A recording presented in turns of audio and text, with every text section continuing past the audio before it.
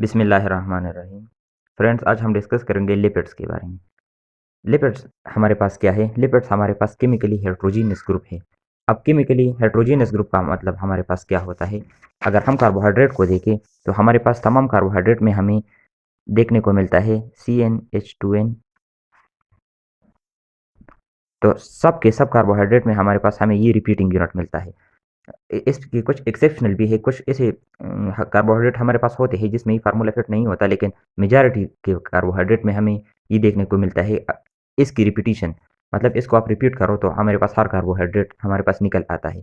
तो ये सब कार्बोहाइड्रेट का हमारे पास सिंपल यूनिट ये है।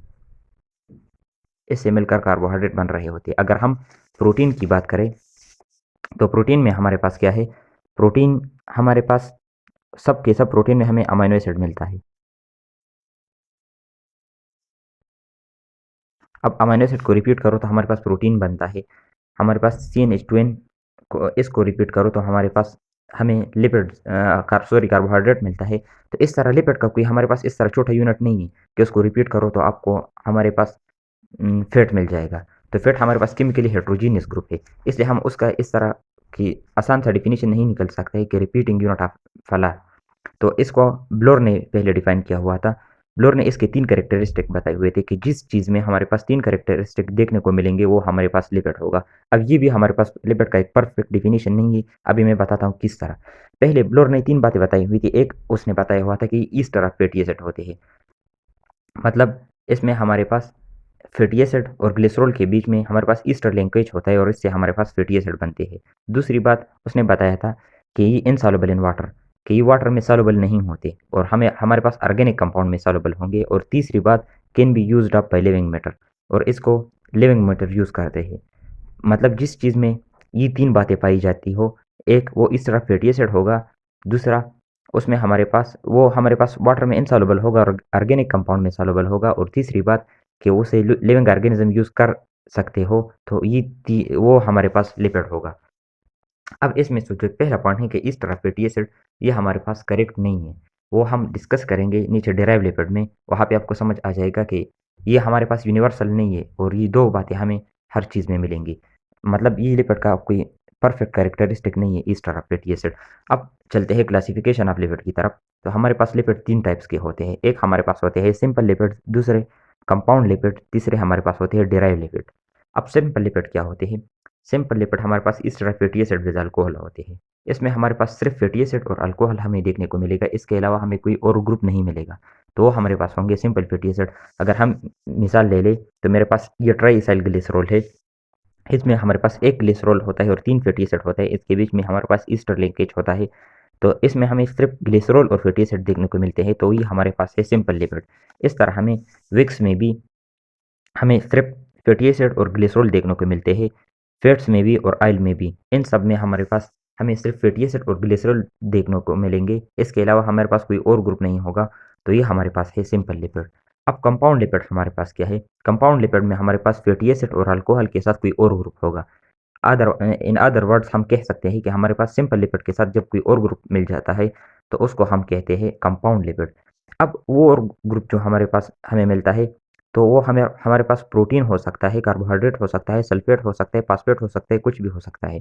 तो उसके लिहाज से हमारे पास उसकी अलग अलग टाइप्स है। लेकिन पहले हम समझते हैं कि किस तरह हमारे पास कंपाउंड लिपिड में फैटी एसिड अल्कोहल के साथ कोई और ग्रुप होता है। तो हम फास्फोलिपिड की एग्जांपल ले लेते हैं यहाँ पे।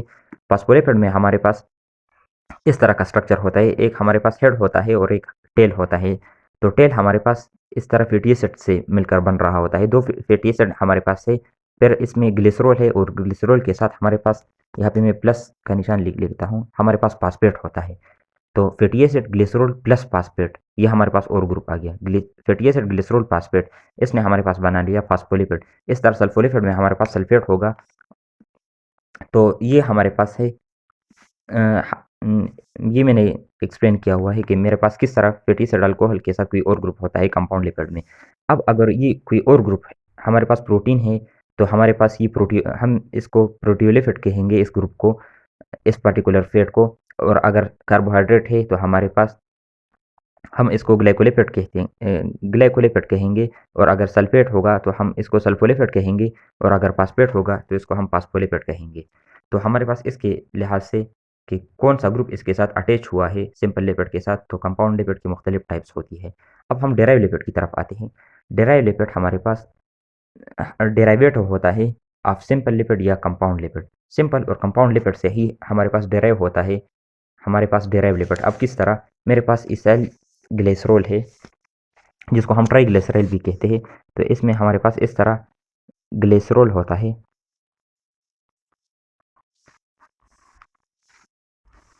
अब ये मेरे पास ग्लिसरॉल है और इसके साथ 3 फैटी एसिड लगे हुए हैं।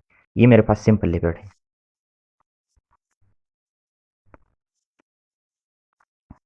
अब इससे हम डेराइव करेंगे एक पार्टिकुलर डेराइव लिपिड। अब अगर इससे हम ये एक फैटी एसिड बनाए हम हटा दें, तो हमारे पास क्या बनेगा, डाई इसाइल ग्लिसरॉल।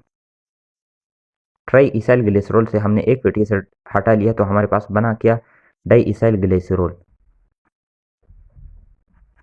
तो ये डाई इसाइल ग्लिसरॉल हमारे पास क्या है, ये हमारे पास एक डेराइव लिपिड हो गया। अब इससे हम अगर कोई एक दूसरा फैटी एसिड ये हम भी निकाल ले, ये दो हमने निकाल लिया, अब हमारे पास ग्लिसरॉल प्लस एक फैटी एसिड बन गया।